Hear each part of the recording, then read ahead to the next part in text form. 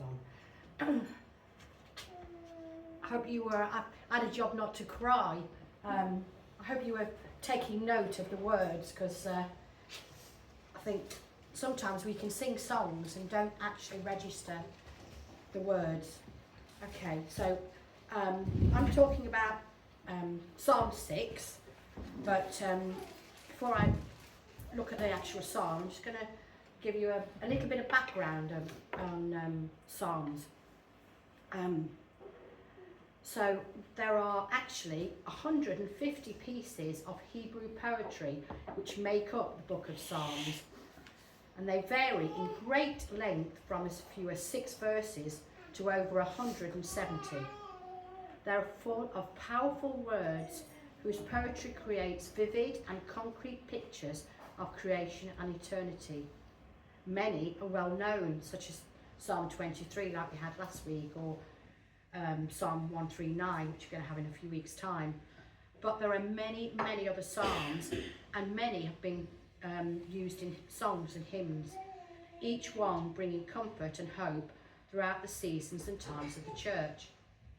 Now, the word psalm actually means a song from worship with instrumental accompaniment. Music and psalms always belong together. Poetic words were intended to be sung and were generally accompanied by instrumental music. 57 of the psalms actually listed in total have on their heading the word psalm. And this word denotes a sacred chant accompanied by music. And we're probably going to listen to Psalm 6 being sung, or rather chanted, which is probably something a bit alien to some of you. It reminds me of the years I spent in the church choir before we got married, but it's a way a lot of the Church of England do sing the psalms. It's one way in song. So I want you to play Psalm 6 for me.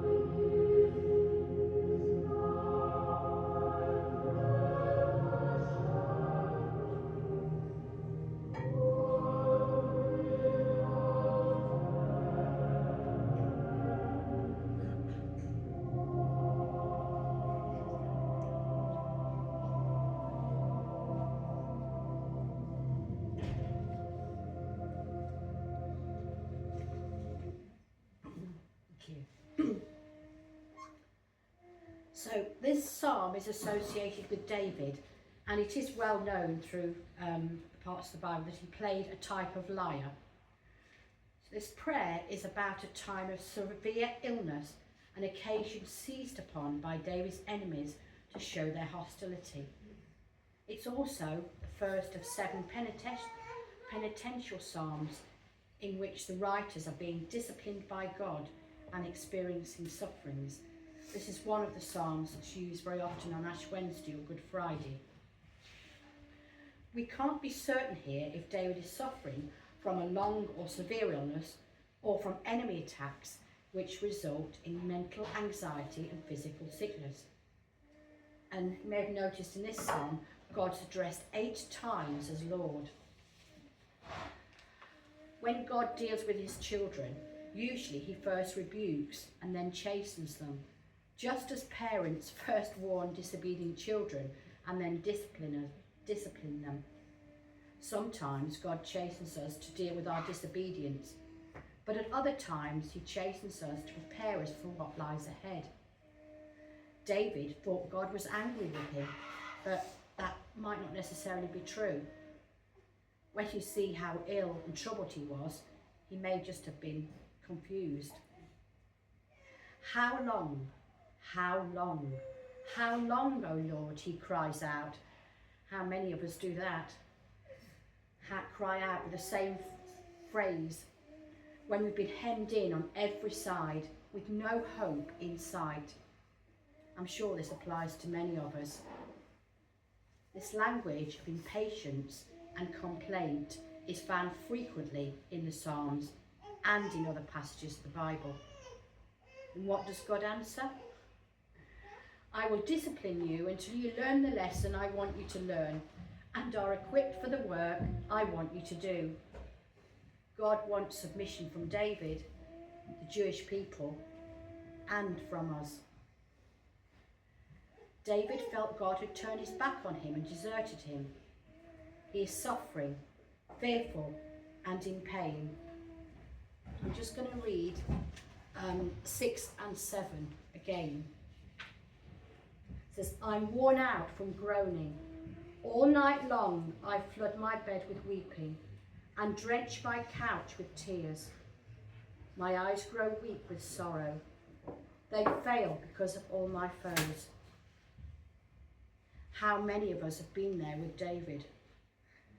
There's no way out of the situation that we're in. No hope, no job, no family, no money, no love. Total despair. I'd be better off dead. I suspect many of us have been in or have been close to that sort of situation. I certainly have. As a teenager, putting my life back together after a suicide attempt, I was given some good advice from a Christian running a musical workshop. So when I started to struggle, am upset, get things wrong, feel depressed, etc., I usually follow this advice. I think one of the first ones to remember, it's okay to shout at God. He always listens, and he won't give you a black eye if he doesn't like what you say. The other thing that I do is to play Christian music,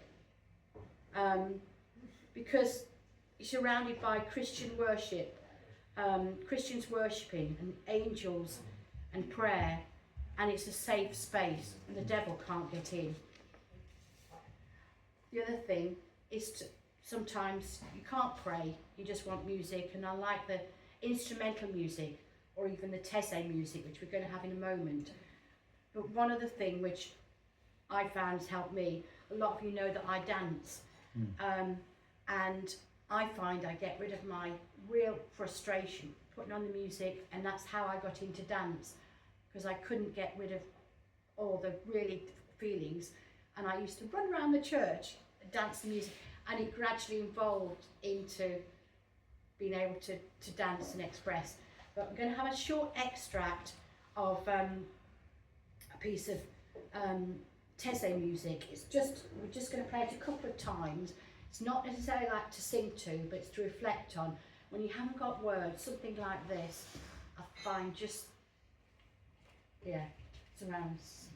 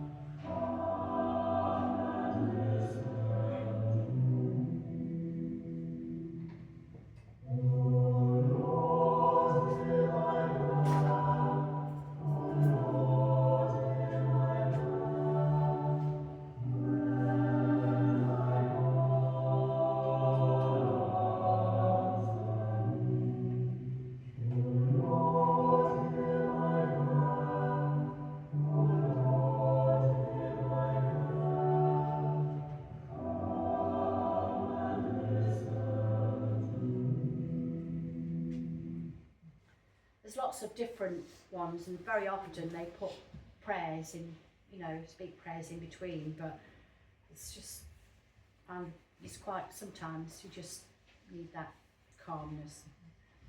So sickness and pain can either make us feel better or bitter, and the difference is faith.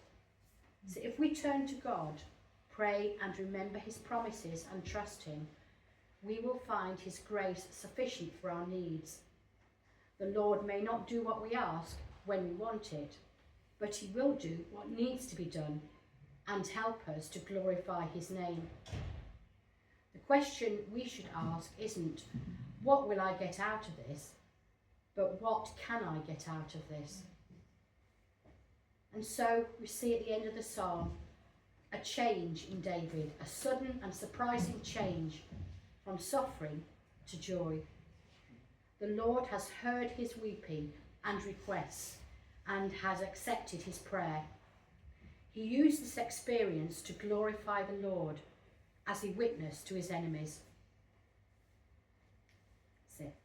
And then with a song.